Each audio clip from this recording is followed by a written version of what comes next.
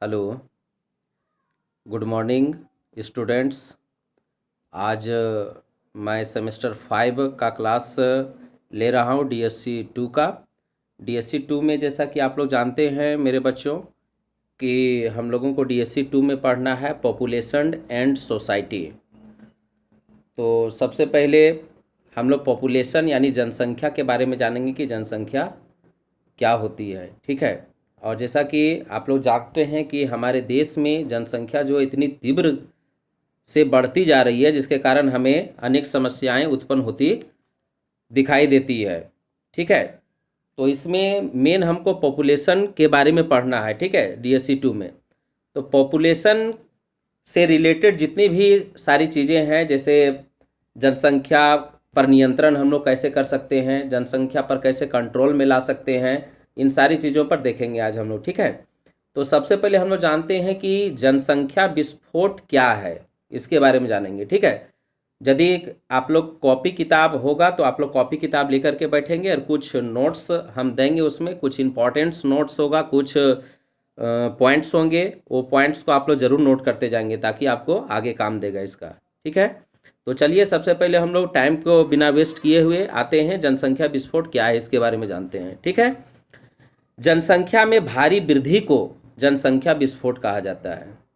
ठीक है। जनसंख्या में भारी वृद्धि को जनसंख्या विस्फोट कहा जाता है। जनसंख्या खराब नहीं है, लेकिन जब यह अनियंत्रित तरीके से बढ़ती जाती है तो यह अच्छी बात नहीं है। ठीक है।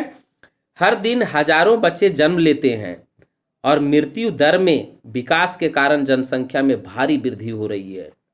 हालांकि यह एक अच्छी बात है, कई मायनों में इसने हमारी आबादी को प्रभावित किया है। चीन और भारत ऐसे पहले दो देश हैं जिनकी जनसंख्या सबसे अधिक है और यह दिन प्रतिदिन बढ़ती ही जा रही है। जब संसाधन कम और लोग अधिक होते हैं और वे आवश्यक चीज़ें प्राप्त करने में सक्षम नहीं होते हैं तो यह एक चेतावनी है। यह सीधे तौर पर देश की अर्थव्यवस्था के साथ साथ विकास को भी प्रभावित करता है। जब तक वहां रहने वाले लोगों को बुनियादी सुविधाएं नहीं मिलेगी तब तक एक राष्ट्र विकसित नहीं होगा। ये सुविधाएं शिक्षा, रोजगार, उचित भोजन और अच्छा रहने की जगह है।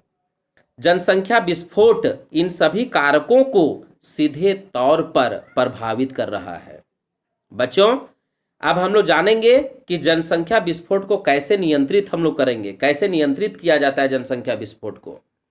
तो सबसे पहले इसका पॉइंट है उचित विज्ञापन द्वारा। जैसा कि आप लोग जानते हैं विज्ञापन क्या होता है, विज्ञापन हो गया प्रचार। ठीक है, कम्युनिकेशन, प्रचार के माध्यम से जो है हम जनसंख्या को क्या कर सकते हैं, कंट्रोल कर सकते हैं। तो पहला पॉइंट क्या लिखेंगे हम, जनसंख्या को नियंत्रित करने का पहला पॉइंट है उचित विज्ञापन द्वारा। ठीक है, उचित विज्ञापन द्वारा विभिन्न जन्म नियंत्रण विधियों का उचित विज्ञापन होना चाहिए, क्योंकि बहुत से ऐसे लोग हैं जो इस संबंध में कुछ जानते भी नहीं हैं और कई ऐसे हैं जो इससे संबंधित किसी तरह की बात करने या किसी से पूछने में शर्म महसूस करते हैं। जब लोगों के बीच उचित ज्ञान होगा, जब लोगों के बीच सारी चीज़ों के बारे में जानकारियां होगी तो वे इसके बारे में सोचेंगे और इसका उपयोग भी करेंगे। दूसरा है नारी शिक्षा।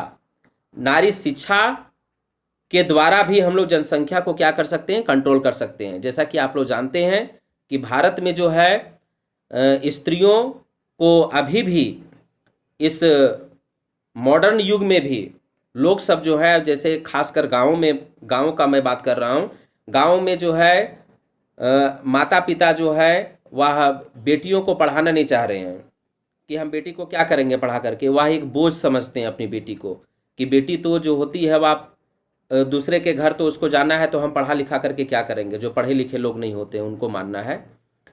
तो यदि हम स्त्रियों को शिक्षित कर दें, यदि पढ़ लिख जाए हमारी बहू बेटियां, तो उन लोगों को पता हो जाएगा कि हमें जनसंख्या पर नियंत्रण कैसे करेंगे हम।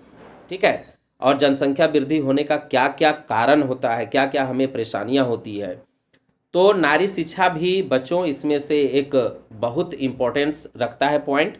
तो दूसरा पॉइंट हम लोग क्या लिखेंगे, नारी शिक्षा। ठीक है, नारी शिक्षा में देखिए क्या होता है। सो राष्ट्र के कई ऐसे हिस्से हैं जहां लोग महिलाओं की शिक्षा पर ध्यान केंद्रित नहीं करते हैं, लेकिन यह कई मायनों में बहुत आवश्यक है। यह शिक्षित महिला अपने भविष्य के बारे में सोच सकती है और यह निर्णय ले सकती है जो जनसंख्या विस्तार को रोकने में कई मायनों में मददगार है। अत्यधिक जनसंख्या के पीछे अशिक्षा का एक बहुत बड़ा कारण है। तीसरा पॉइंट हम लोग लिखेंगे, कुछ सरकारी पहल। ऐसे कई देश हैं जो केवल पहले 2 बच्चों को सब्सिडी प्रदान करते हैं। इसी तरह केंद्र सरकार भी पहले 2 बच्चों को विभिन्न लाभ प्रदान करती है, लेकिन यह हर जगह अपनाया जाना चाहिए। साथ ही सरकार को लोगों में जागरूकता बढ़ाने के लिए समय समय पर एक उचित अभियान भी चलाना चाहिए। अत्यधिक जनसंख्या निश्चित रूप से एक समस्या है और यह दिन प्रतिदिन बढ़ती जा रही है। यह काफ़ी हद तक सही है कि सरकार को कुछ बड़ी बातें करनी चाहिए, फिर भी हमें अपने स्तर पर प्रयास करना चाहिए। कॉलेजों और अन्य गैर सरकारी संगठनों को लोगों में जागरूकता को बढ़ावा देने के लिए विभिन्न अभियानों का आयोजन करना चाहिए। तभी हम लोग जो है वह क्या कर सकते हैं, जनसंख्या पर कंट्रोल कर सकते हैं। ठीक है, अब है जनसंख्या विस्फोट के कारण और कमियां। ठीक है, जनसंख्या विस्फोट के कई कारण हैं। ठीक है, उसमें से सबसे पहला कारण है मृत्यु दर में कमी। ठीक है, इस पॉइंट को आप लोग नोट कर लीजिएगा। जनसंख्या विस्फोट के कारण, जनसंख्या विस्फोट का पहला कारण है मृत्यु दर में कमी। चिकित्सा क्षेत्र में विकास के कारण मृत्यु दर में कमी देखी गई है।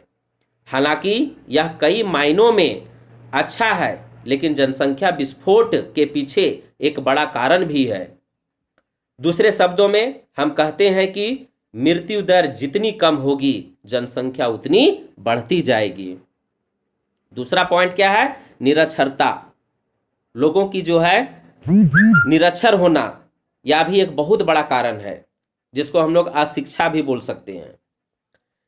निरक्षरता बढ़ती जनसंख्या के पीछे एक और कारण है, क्योंकि भारत एक ऐसा देश है जहां 50% से अधिक आबादी गांवों में रहती है। इसके अलावा एक ऐसा देश जहां बालिकाओं की हत्या आम है और इस परिहास्य में बहुत कम लोग हैं जो अपनी बेटी की शिक्षा की देखभाल करते हैं।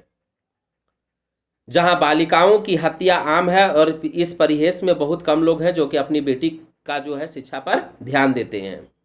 मैं यह कह सकता हूं कि कई महिलाएं आज भी निरक्षर हैं, इसलिए वे परिवार नियोजन के महत्व को नहीं समझती हैं और जन्म नियंत्रण विधियों के बारे में ज़्यादा कुछ नहीं जानती हैं। तीसरा पॉइंट हम लोग लिखेंगे बच्चों, नए सिद्धांतों का अभाव। ठीक है, जनसंख्या वृद्धि का कारण क्या है, नए सिद्धांतों का अभाव।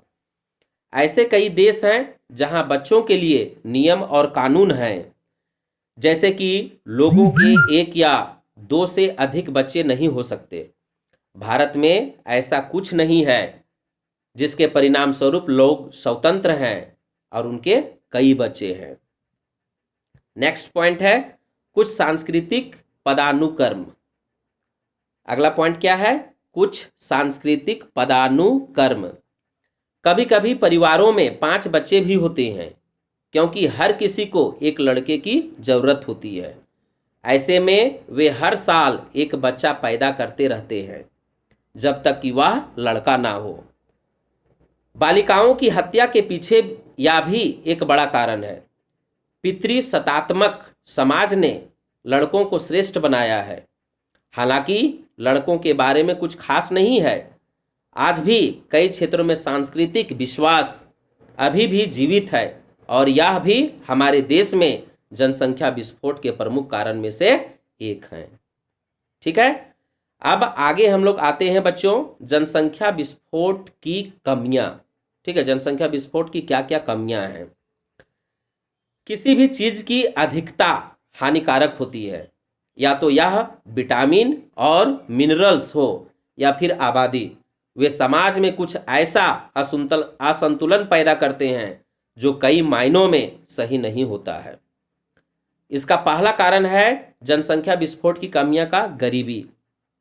हमारे यहाँ जैसा कि आप लोग जानते हैं बच्चों कि भारत में अधिकतर लोग जो हैं वह गरीबी हैं, गरीब के हालत में जो है वह जीवन यापन करते हैं। उनको रोजी रोजगार किसी तरह से जो है वह नहीं मिल पाता है। यहाँ तक कि सरकार के द्वारा जो व्यवस्था चलाई गई है उनसे भी जो है वह उनको उचित जानकारी नहीं मिलने के कारण वे अपनी स्थिति को सुधार नहीं पाते हैं। भारत एक ऐसा देश है जहां आप बड़ी संख्या में गरीबों को देख सकते हैं। जितने अधिक सदस्य एक परिवार में होंगे उतना ही परिवार को कमाने की आवश्यकता होगी, और जब वे चीजों को प्रबंधित करने में विफल होते हैं तो यह स्वतः ही या उन्हें कुछ बुनियादी जरूरतों को पूरा करने में व्यवधान डालता है। इससे गरीबी को बढ़ावा मिलता है। हालांकि भारत एक विकासशील राष्ट्र है, लेकिन यहाँ कई समान रूप से गरीब हैं। दूसरा पॉइंट है बेरोजगारी। यह मुख्य समस्याओं में से एक है जो आसानी से देखी जा सकती है। आजकल जनसंख्या की तुलना में बहुत कम नौकरियां रह गई हैं। जब ज्यादा लोग बेरोजगार होंगे तो यह अपने आप गरीबी की ओर ले जाएगा। हर चीज में संतुलन होना चाहिए, तभी समाज में शांति और सद्भाव बना रहता है। तीसरा पॉइंट है बच्चों अपराध में वृद्धि। हमारे यहाँ अपराध भी जो है वह धीरे धीरे बढ़ता जा रहा है। हम यह कह सकते हैं कि गरीबी और बेरोजगारी सीधे अपराध के समानुपाती हैं। यह साफ है कि जब लोगों के पास पैसा नहीं होगा और इसे कमाने का कोई स्रोत नहीं होगा तो निश्चित रूप से कुछ नकारात्मक कृत्यों की और वे रुख करेंगे। और आजकल आप आए दिन अखबारों और टीवी में डकैती या लूट की खबरें रोज पढ़ते होंगे और देखते होंगे। अपराध की दर दिन प्रतिदिन बढ़ती जा रही है। इसका कारण क्या है? बेरोजगारी। लोग बेरोजगार हैं, खाने के लिए उनके पास कुछ नहीं है, तो मजबूरन जो है उन लोगों को यह अपराध करना पड़ता है। जनसंख्या विस्फोट में कई खामियां हैं और इसमें कुछ भी सकारात्मक नहीं है। इसे नियंत्रित करने के लिए हमें एक निश्चित नियम लाना चाहिए। हालांकि केंद्र सरकार द्वारा कई लाभ प्रदान किए जाते हैं, फिर भी कई ऐसे हैं जो इसके बारे में जानते भी नहीं है। लोगों में जागरूकता विकसित करने के लिए विभिन्न अभियान चलाया जाना चाहिए, तभी हम लोग जनसंख्या को क्या कर सकते हैं? कंट्रोल कर सकते हैं। धन्यवाद बच्चों। मैं आशा करता हूं कि आज का वीडियो आप लोगों को अच्छा लगा होगा और जनसंख्या के बारे में, जनसंख्या विस्फोट क्या है, कैसे हम लोग इसको कंट्रोल कर सकते हैं, इसके बारे में आप लोगों को समझ में आया होगा। दूसरी बात है बच्चों कि इस महामारी को देखते हुए आप अपने घर पर सुरक्षित रहें, हमेशा मास्क पहने और 2-3 बार जो है वह साबुन से हाथ धोते रहें घर पर, और गर्म पानी का सेवन करें। और मैं भगवान से आशा करता हूं कि आप लोग सभी परिवार जो है वह स्वस्थ रहें, बढ़िया रहें, किसी तरह का दिक्कत ना हो। और कृपया आप लोग जितने भी इस ग्रुप में जुड़े हुए हैं, आप जो है इस क्लास को अटेंड ज़रूर करें। और अटेंड करने के बाद जो बच्चे क्लास में नहीं जुड़ पाए हैं उनको आप अवश्य इन्फॉर्म करें और क्लास में जुड़ने के लिए उसे प्रेरित करें। मैं पुनः आपको जनसंख्या के बारे में, परिवार नियोजन क्या है, जनसंख्या विस्फोटक क्या है, जनसंख्या नीति क्या है, ये 3-4 क्वेश्चन आप लोगों को और मैं इस टॉपिक में दूंगा, अगला टॉपिक में, जो कि काफ़ी इम्पोर्टेंट है आप लोगों को परीक्षा के लिए। आप लोग ग्रुप में जुड़े और क्लास का जो है लाभ उठाएं। धन्यवाद।